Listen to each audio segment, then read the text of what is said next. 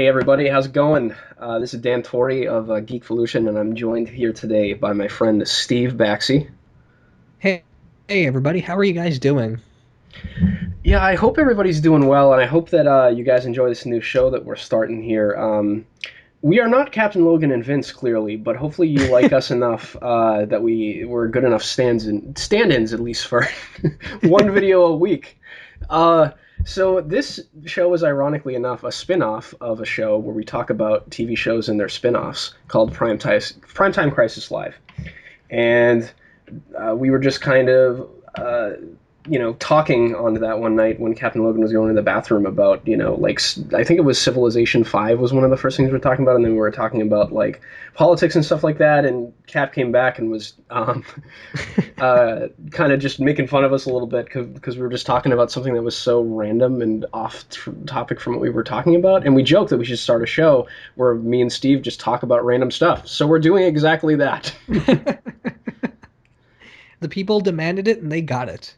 Exactly. So it's the title of the show is the Dan and Steve Show, or Dan and Steve's Random Discussions, whatever. We haven't set the title in stone yet as of right now, but basically the format of the show is going to be we're going to talk for up to 45 minutes. We'll try to keep it within 45 minutes to like a half hour to 45 minutes most of the time, and we'll just talk about something that one of us picks every week.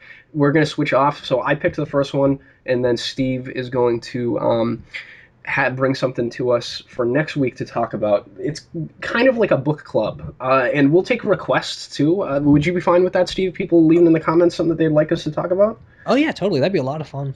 Yeah, I think that might be a fun thing to do to get some audience participation. I mean, obviously we can't answer every request, but if somebody suggests something in the comments that they want to see us talk about, I think it would be really cool to, give that person credit. And I'm sure there'll be overlap where this stuff will say, "Oh, we want to talk about this thing," and someone will suggest it because they've watched us in videos and they know the kind of stuff that we like to talk about. Yeah, and I mean, especially if you guys have things that you think we will like or we never talked about or things that just seem outside of our wheelhouse, it'd be fun to kind of explore and broaden our horizons with this random discussion show. Exactly, and that's why I suggested to Steve, like, every week us switch off so we could try to expose each other to new things, because we do have similar tastes in some realms, I suppose, but we definitely do have differing interests too. So it'll be cool to see some of the stuff that Steve brings for us, and um, I'm really glad to be doing the show with you, man. This is going to be a lot of fun. Oh yeah, likewise. This is gonna be great. I'm gonna force you to read some Batman down the line. You're gonna read me some Spider-Man. It's gonna be great. All right, yeah. I mean, I've always been open to liking Batman. He just hasn't impressed me thus far. But Same with Spider-Man for me. awesome. So I'm going to look forward to that quite a bit. But anyway, let's move on here to the topic at hand. This is going to be Star Wars: Heir to the Jedi. This is one of the newer expanded universe books that just came out. It's by Kevin Hearn, and this is the book that kicked it all off was A New Dawn, the tie-in prequel book to Rebels, and then they put out Tarkin, and this is like the third one they've put out. That's in the new official Disney Star Wars Expanded Universe canon. It's about Luke Skywalker and what he's up to in between the events of A New Hope and The Empire Strikes Back. And it's principally all about how Luke figures out how to use the Force in the way that we see at the beginning of Empire, where he pulls his lightsaber out of the snow when he's, in the clutches of the Wampa on Hoth. So, briefly, Steve, what did you think about the book? What would be your opening statement if you were to give your basic opinion of the book? Um, if I was just to hand this off to either casual Star Wars fans or knowledgeable or whatever, I'd say that this is something different. This is something a little bit slow. You're gonna have to be patient with it, but I think it's unique and introspective enough that it warrants its existence as a part of the new EU. Because it's got this issue, and we'll talk about it, how it doesn't really get going until about halfway through. The plot isn't there for half of it. But this guy, and this is only the second first-person story in expanded universe history, as far as I know, and so it's got this really interesting perspective because you're following around Luke Skywalker in a way we haven't seen it before. Yeah, that was the most interesting part of it for me, and I'm glad you brought that up. This is actually, I believe, the first time we've ever gotten into Luke's head in any Star Wars thing. Yeah, It's always told the EU books are not ever from a first person perspective. So I think the best thing about this book is that the writer has the voice of Luke as he is in A New Hope and in the beginning of Empire down really well. He's got the awkward farm boy thing still going on in full force that we saw in A New Hope and Empire, and it works really well, especially once we get introduced to the principal love interest of the story, and their interactions are really great.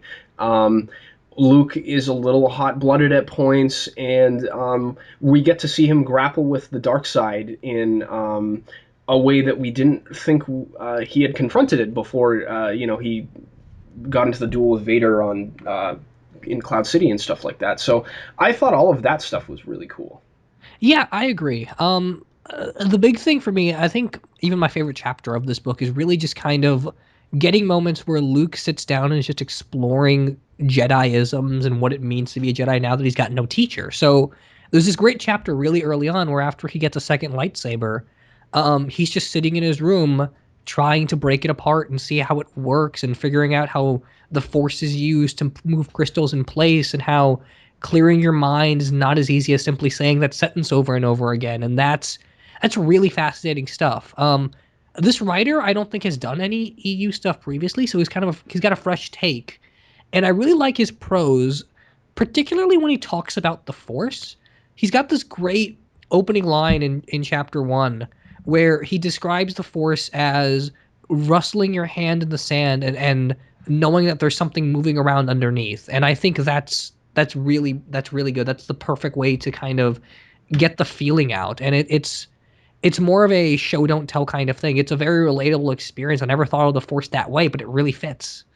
No, I definitely agree with you. I like some of his description a lot, and one of my favorite descriptions of his is towards the end of the book, where he's talking about Luke grappling with the emotions that are associated with the dark side that we know that are associated with the dark side, but Luke doesn't.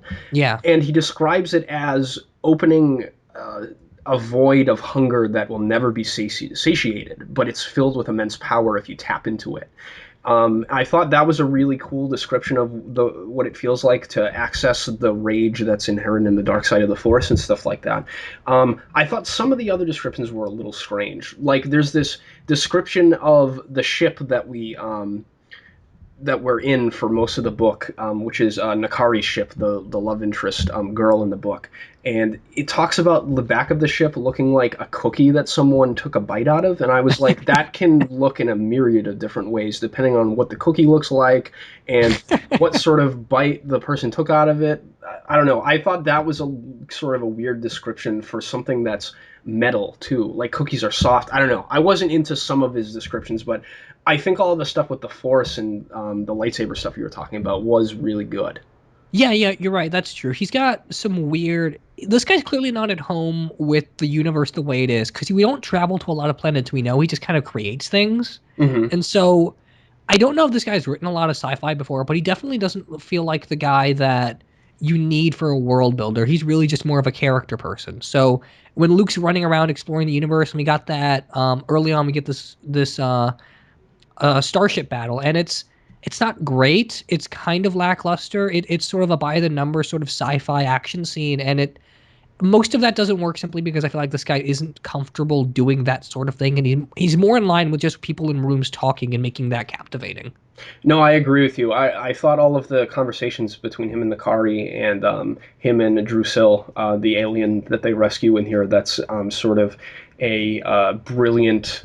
She's part of a race of brilliant mathematician aliens, and she's kind of a cartographer, and they need to get her for the rebellion to do, decipher Imperial code and stuff like that. But the Yeah. Empire is currently using her and has kidnapped her family and stuff like that.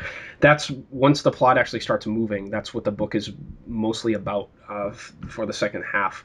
But Yeah, and it certainly feels like we're kind of waiting to get there a little bit. I almost feel like because at the end of the day, I like this book a lot, but it's sort of it's sort of a non sequitur in that like by the end of it, it doesn't feel like I went through an epic adventure of any kind. It feels like I just kind of sat in Luke's head for a couple hours and enjoyed that.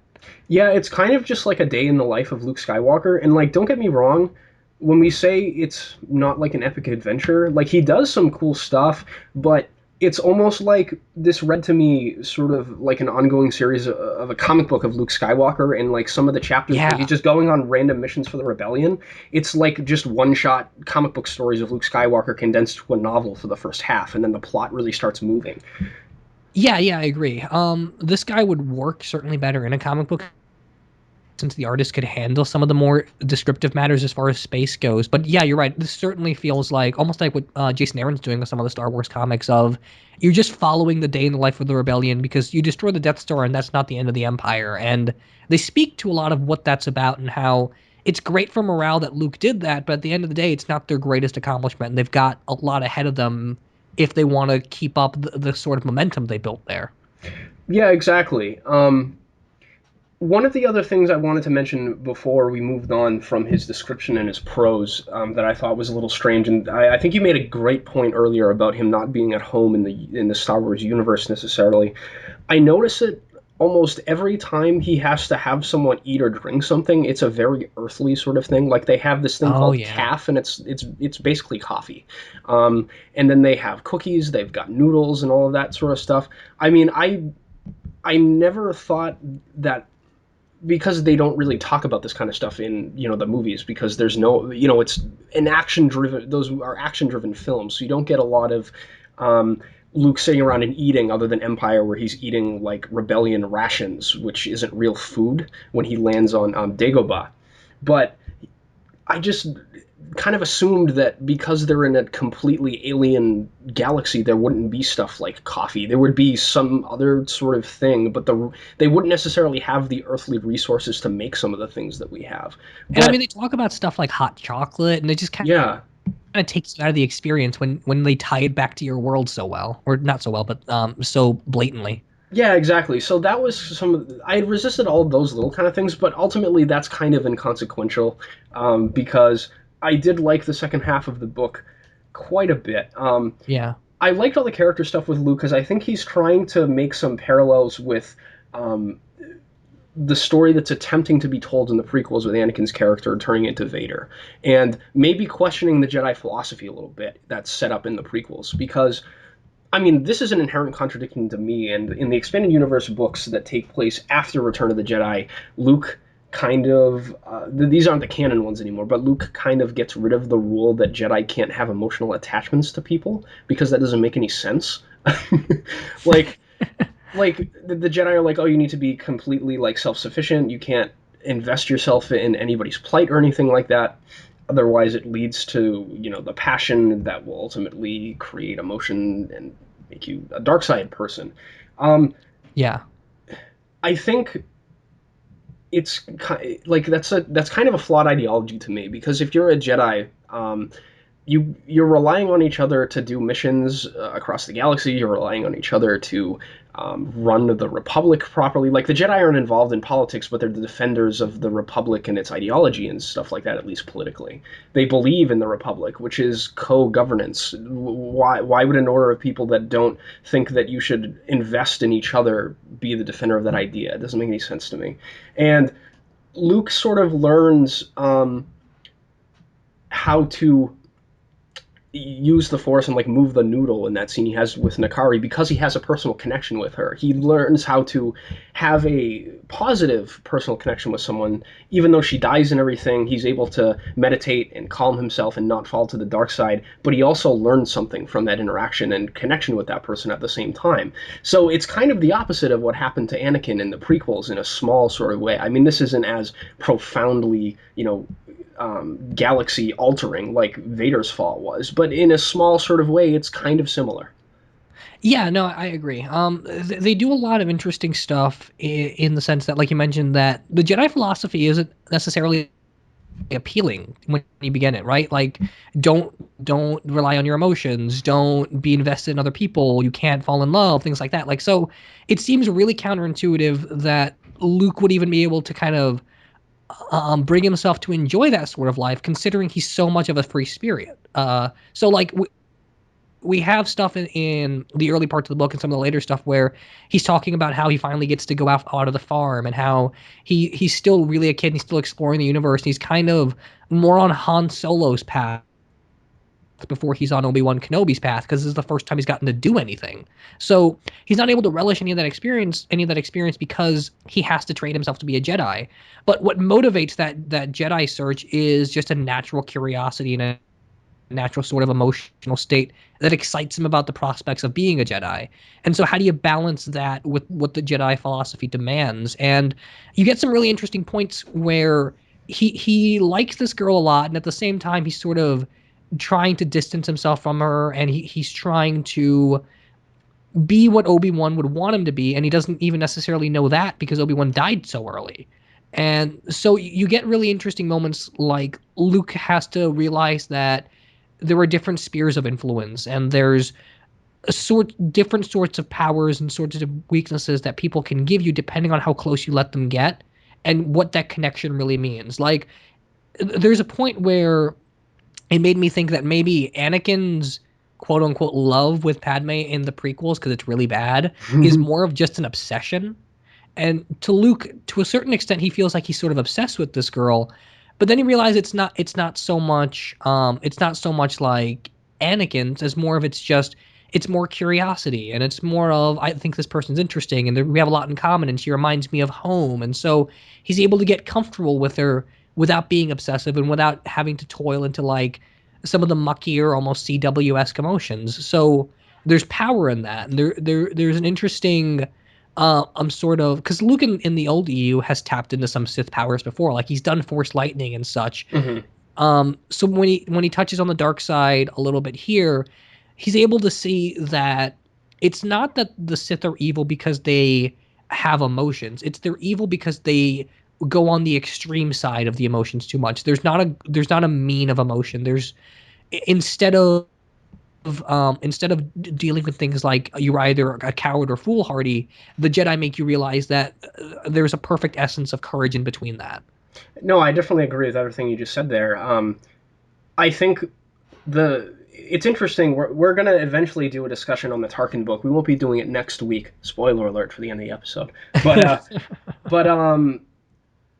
the argument of the Sith is made from Tarkin's point of view, and he has a point, and we'll get to it when we do the book. I think it's really interesting that the EU kind of explores these two philosophies in such a way where it's more of a it's less of a black and white look at the galaxy as it stands in the movies, because they don't really like, we get a lot of the Jedi philosophy in the movies, but not so much the Sith. They're just kind of straight up evil people.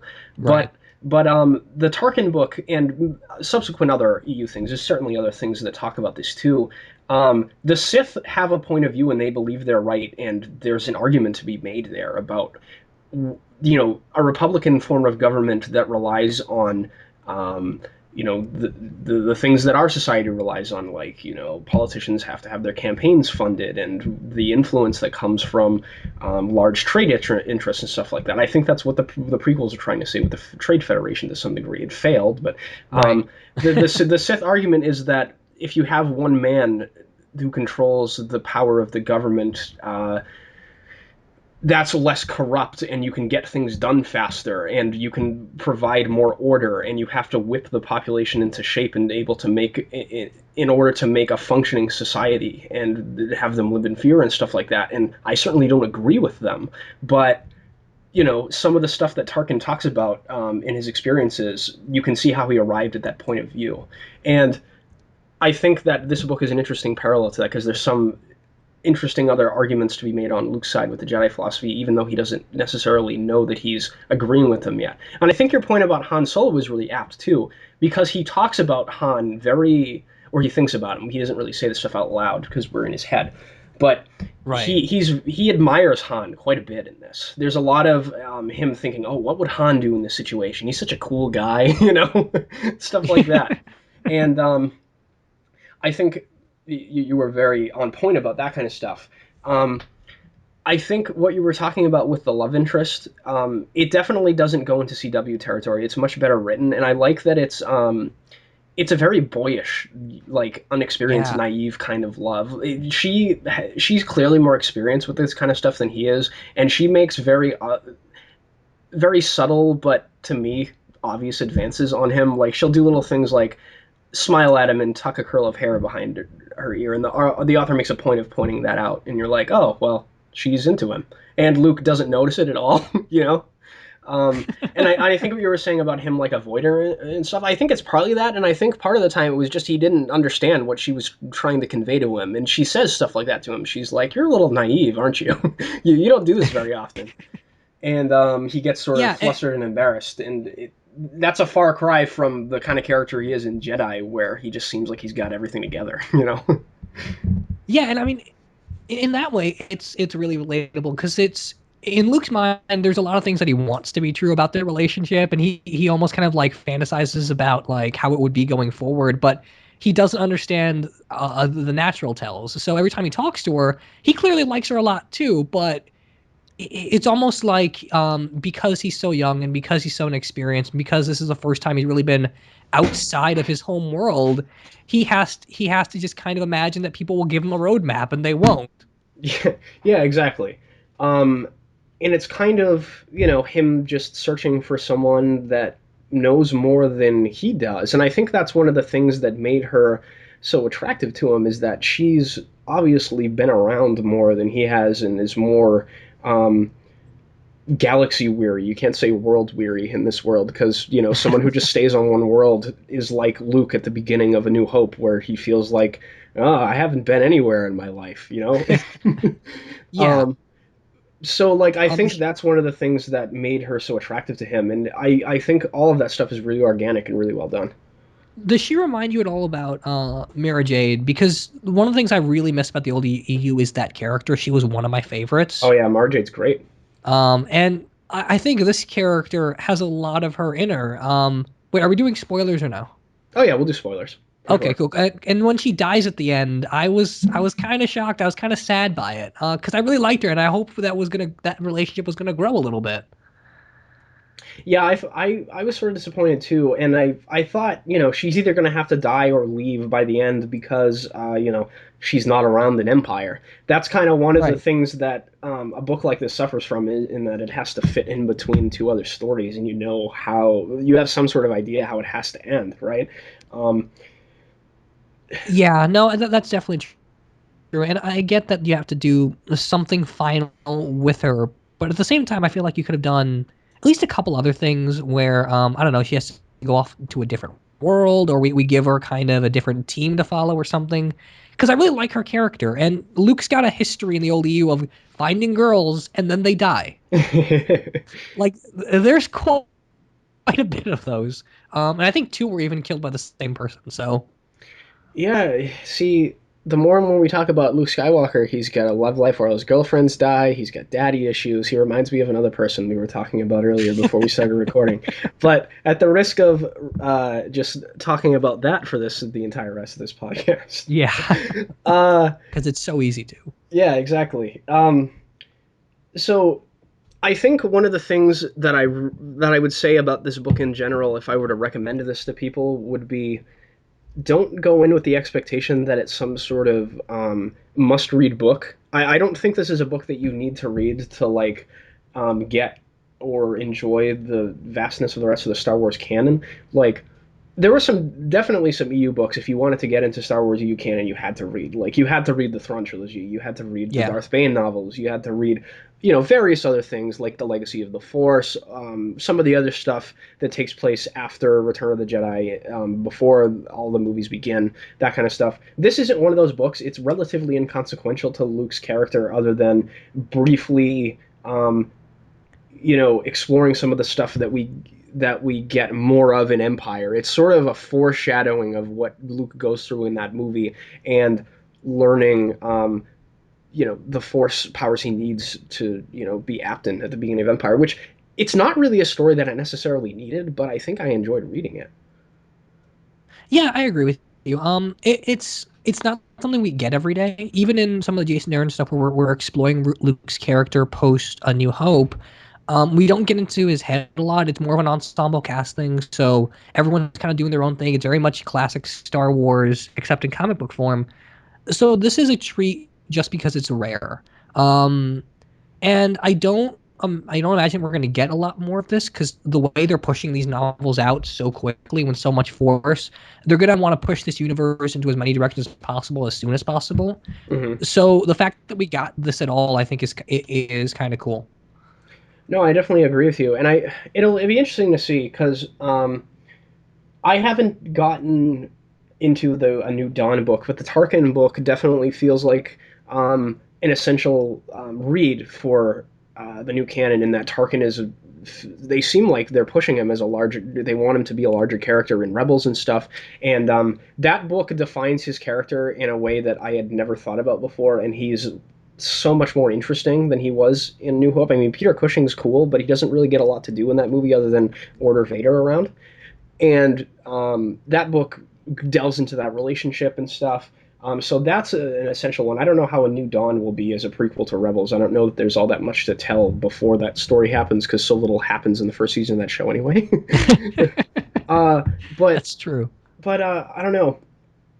I really liked this one in that it was just fun to be with Luke because he's one of he's one of, if not my favorite character in Star Wars. At least of the heroes, he's my favorite character. You're either a Han or a Luke guy. I find with most people in terms of which male protagonist you're more of a fan of, and I'm definitely a Luke person. Yeah, and I mean there's sort of like a fantasy and a truth thing there. Like I think everyone wishes they were Han Solo, Oh yeah, but of most course. people are Luke. Yeah. And even Luke wishes he was Han Solo, so that's kind of cool. Um, but yeah, I agree. And the cool thing about Luke is that despite being such a layered character, even in the old EU, we never really got a sense of how he gets to the several stages of being a Jedi to a Jedi Knight to being a Jedi Master. He's just kind of there, and we see how he's changed, but not necessarily how that change was catalyzed. So Hmm. seeing him explore the Force here and finding lightsabers and finding love and kind of experiencing the Jedi Order's philosophy as a self-imposed thing rather than something that he's born with is just immediately interesting. So even if you're a person that read a lot of Old Republic stuff where the Jedi are not really different, but you're into characters at a much older age when they've been with the order for a while and they're more seasoned. It's cool to see just how much fun Luke is exploring the Jedi philosophy, just like we are. Like we read Star Wars fiction to kind of get a sense of this universe, and Luke is on the exact same kind of paralleling meta journey. So I think that immediately makes this one a little bit more of a personal piece, even if it doesn't mean much at the end of the day. Yeah, exactly. I agree with everything that you just said there. One of the cool things about this book too is that we get to see Luke do some stuff that I don't think I've ever seen him do and stuff I've read before. In that he's not really a Jedi yet, so he's not going off and doing like diplomaty stuff. That's more Princess Leia's speed at this point. We Yeah. get him sort of doing. I mean, it's not hard hitting like he's doing morally questionable stuff for the rebellion, but it's kind of like Black Ops stuff or like semi secret spy kind of stuff. They have to like um, go and do secret missions for the rebellion, and at the beginning he's going and doing some like secret weapons deal for them where he's buying all this advanced weaponry, and then he has to kidnap this cartographer from the Imperials, and him and the Kari are procuring illegal funds to get their ship repaired, and then the guy that was repairing the ship for them gets his head blown off by an Imperial agent. Like there's some darker stuff in here than I've seen Luke been involved in other things, which is kind of cool. Yeah, it's interesting, and I can certainly see like now more than ever how he gets to the place he is in Return of the Jedi because he's dealt with a lot of this from the beginning, and so even when he gets stuff like an Empire where he gets his arm sliced off and he's trapped on Hoth for a while, like he's been through the ringer before, so it's not necessarily that terrible for him, and in a lot of ways, you kind of get the sense that the rebellion expects too much of him because he did blow up the Death Star, but a lot of that was just first time beginner's luck in the Force, and he's still kind of exploring those emotions. So he's doing all this ultra dangerous stuff, all this spy James Bondy kind of adventures, and he's really good at it, but he doesn't really kind of get some of the morally reprehensible things that come out of it for the reader. like secret weapons deals and pilots being killed and kidnapping people and stuff like that. Like he's almost feels like all of this is a movie to him. Yeah, he's not thinking about the big picture at all. It's almost like he's still got that starry-eyed farm boy kind of look of the galaxy where he's like, "Oh, I get to go and explore stuff," and as long as he's doing that, then he's happy. Yeah, yeah, exactly. And I think it still really works. Like we get other dark Star Wars fiction that takes all of these situations too seriously and it doesn't work. But because we get Luke as such a likable person, as such a relatable guy to begin with, I think a lot of the darker stuff they do in this book still works and it hits home as much as it's supposed to, as opposed to beating you over the head. Yeah, exactly. I definitely agree with that sentiment. Let's see, we're coming up on about a half hour here. Is there anything else that you'd like to say about the book? I think we've covered the vast majority of what I was thinking about it coming out. And I finished it a while ago, so it's not as fresh in my mind as it was when I first finished it. But I would just say that I would recommend this to people. I think if you're looking for something to read, if you're in a Star Warsy kind of mood and Luke's character that you like a lot, I think it's worth reading. It's fun enough. Yeah, I mean it's a good place to start the new EU on, especially because Tarkin, we're going to talk about soon, and that's just so much deeper than this, but it's still of the same quality. It's a fun book. It's enjoyable, even if you don't necessarily care for the fact that the old EU is gone. This is still interesting, even in the context of the old stuff. It's fun. Not something I would necessarily read again, but it's a good experience to have. Yeah, exactly. Okay, so I think that's going to close it out for us here on Heir to the Jedi, unless you had anything else to say, Steve. No, I think I'm pretty good there. All right, awesome. So, yeah, I'd like to hear in the comments if anyone else read this book. Obviously, novels don't get as much buzz as like new comic books and new movies and new television shows, but because I don't know, the kind of crowd that we run with, there's a lot of Star Wars fans, but I don't know that a lot of them are reading the books. I heard some of the people in the Crisis chat talking about the Tarkin book and saying that one was really good, and I agree with them. I'm about halfway through it now, and I think it's amazing. Yeah. So I can't wait to do that one. I think we'll have a little bit more to say on that one, just because there's more of a plot to that book, and it's got all the good character stuff going on at the same time. And it's got all the fascinating philosophy and political stuff going in the background too. Yeah, there's a cool scene in that book that kind of sold it for me, where you get the first meeting of Senator Palpatine and Tarkin when Tarkin's a young graduate. It's really cool. Oh yeah, yeah, it's great. I can't wait to talk about that soon. Yeah, so I'd like to hear in the comments if you guys read the book and what you think of it. I hope you enjoyed the show. This was really fun to talk about, Steve. I think we got a pretty good start to our series here. Yeah, I agree. This is fun. We were kind of more of a broad overview of this novel, but I think it was still pretty fun to discuss, especially considering there's not a lot of Star Wars novel reviews like you mentioned on the internet.